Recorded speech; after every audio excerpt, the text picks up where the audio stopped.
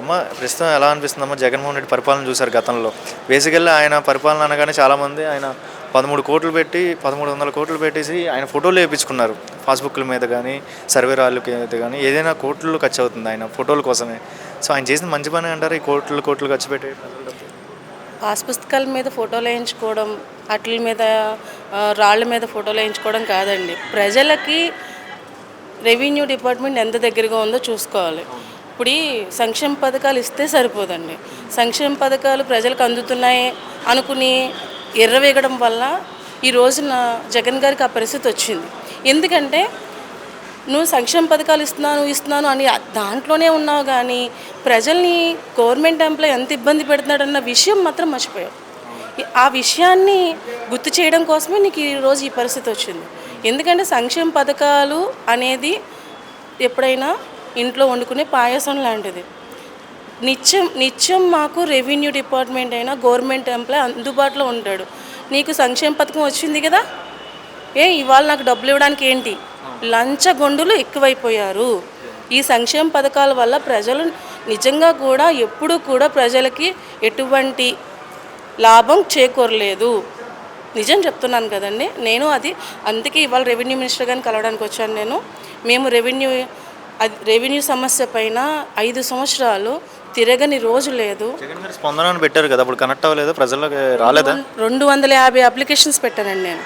250 applications 250 applications.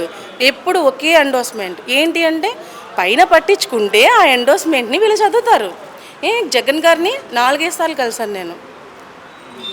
ఆయన కలిసినా నాకు పని అవ్వలేదు. నేను నిరాహార దీక్ష చేశాను. నా భూమి కోసం అన్ని రైట్స్ నాకున్న రెవెన్యూ డిపార్ట్మెంట్, ముఖ్యంగా నర్సాపురం ముదినోడు ప్రసాద్ రాజు ఎమ్మెల్యే, ఆ ఎక్స్ఎమ్మెల్యే వల్ల వైఎస్ఆర్సీపీ ఎమ్మెల్యే ముదినోడు ప్రసాద్ రాజు వల్ల నేను నరకం అంటే ఏం చూసాం. 30 లక్షలు అప్పు అయిపోయాం. ఈరోజు రెవెన్యూ మినిస్టర్ గారు అపాయింట్మెంట్ తీసుకుని మా బాధను చెప్పుకోవడానికి వచ్చాం. ఎలా అనిపిస్తుంది? ప్రజల దగ్గరలో కూటమి ప్రభుత్వం ఉంది, మంచి చేస్తారని నమ్మకం ఉంది? నాకైతే చాలా నమ్మకం ఉంది. ఎందుకంటే నాకు జగన్ గారు అంటే చాలా ఇష్టం. కానీ ఆ ఇష్టాన్ని 5 సంవత్సరాలు నరకం చూశాను. ఈరోజు నేను ప్రభుత్వం రాగానే అక్కడ నారా లోకేష్ గారు కలుస్తున్నారు, చంద్రబాబు నాయుడు గారు కలుస్తున్నారు, ప్రతి మంత్రి కలుస్తున్నారు, ప్రజల బాధ వింటున్నారు. మరి మీరెందుకు కలవలేకపోయారు? మీరు ప్రజల్లోకి ఎందుకు రాలేకపోయారు? అంటే మీలో దొంగతనం ఉంది అనే విషయం మాకు తెలిసింది. మేము చాలా బాధపడుతున్నాం. ఇప్పుడు ఈరోజు పంచాయతీలకి కానీ 8,300 కోట్లు అనేది ఇచ్చానంటున్నారు పంచాయతీలకి. అంటే నిజంగా ఈ డబ్బులన్నీ ఎక్కడికి వెళ్ళినా ఏమి అభివృద్ధి జరగలేదు కదా రాష్ట్రానికి. నేను కోట్లు ఖర్చు పెట్టాను అంటున్నారు. అండ్ రిషికొండ ప్యాలెస్ ఫినిషింగ్కి 700 కోట్లు. అంటే ఎంతవరకు కరెక్ట్ అండి? ప్రజల డబ్బు వాడడం అంటే గవర్నమెంట్ ఎంప్లాయీస్కైనా టైం టు టైం వర్క్ చేసుకోవచ్చు, ఆ డబ్బులు ఉంటే పేద ప్రజలకి డబ్బులు ఇవ్వచ్చు, ఆ డబ్బులు ఉంటాయి.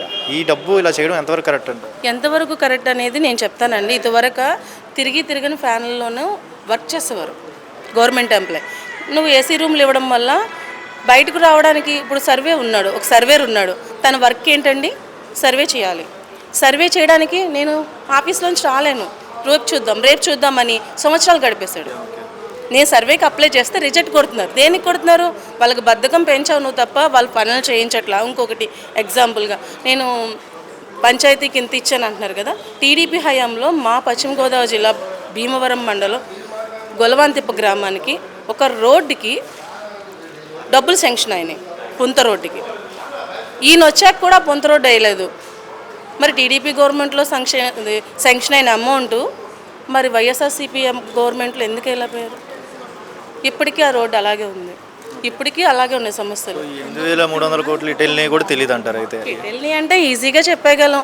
మరి జగన్ గారికి భజన చేసే బ్యాచ్కే వెళ్తాయి. మరి అన్నా క్యాంటీన్ పెట్టారు కదా, సక్సెస్ నాన్ సక్సెస్ అండి?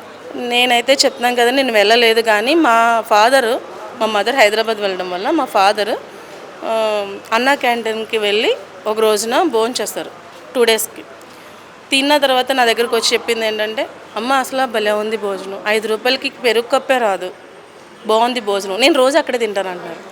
నన్ను కూడా వండనియట్లేదు. అది మట్టుకు నేను చెప్పగలను. ఎందుకంటే మా ఫాదర్ తిన్నారు, ఆయన రోజు అక్కడే తింటున్నారు, 2 డేస్ నుంచి అక్కడే తింటారు, ఇవాళ కూడా అక్కడే తింటారు. మేబీ ఎడ్యుకేటెడ్ నాలెడ్జ్ పర్సన్ లాగా మన రాష్ట్రానికి ఉద్యోగాలు ఎలా ఉండబోతున్నాయి? కూటమి ప్రభుత్వం ద్వారా క్యాలెండర్స్ కానీ ఉద్యోగాలు కానీ వస్తాయంటారా? ఈ ట్రాక్ ఎలా ఉండిద్దాం? ఖచ్చితంగా వస్తాయండి. ఎందుకంటే నేను ఈ 2 మంత్స్ కూడా చూసింది ఏంటంటే 2 మంత్స్ నుంచి నేను చూస్తున్నాను, ప్రజలకి ఖచ్చితంగా చెరువులోనే ఉన్నది. ఎందుకంటే ఇలా ఎప్పుడు కూడా జగన్ గారి గవర్నమెంట్లో ఎవరిని కూడా అర్జీ తీసుకోవడానికి రాలా. ఎందుకంటే 1 కిలోమీటర్ నడవాలి. నేను వెళ్ళాను జగన్ గారి ఇంటికి, 1 కిలోమీటర్ నడవాలి. 1 కిలోమీటర్ నడిస్తేనే కానీ అక్కడ చెకింగ్స్, ఫోన్ కూడా అవైలబుల్ లేదు. ఇవాళ నేను ఫోటో దిగాను, ఈజీ మెథడ్తో వెళ్ళాను, నేను ఫోటో దిగాను. ఫోన్ కూడా అలో లేదు, బ్యాగ్లన్నీ బయట పడేయాలి, 1 కిలోమీటర్ వెళ్ళాలి, పోలీస్ సెక్యూరిటీ. నిజంగా కూడా నేను ఎక్కడ చూడలేదు. ఇప్పుడు ఇది ఈ గవర్నమెంట్లో చూస్తున్నాను. నేను నారా లోకేష్ గారిని కూడా కలుస్తాను మేబీ రేపొద్దున్న. అసలు నిజంగా కూడా చాలా బాగుంది, చెప్తున్నాను కదండి, చాలా బాగుంది. Thank you.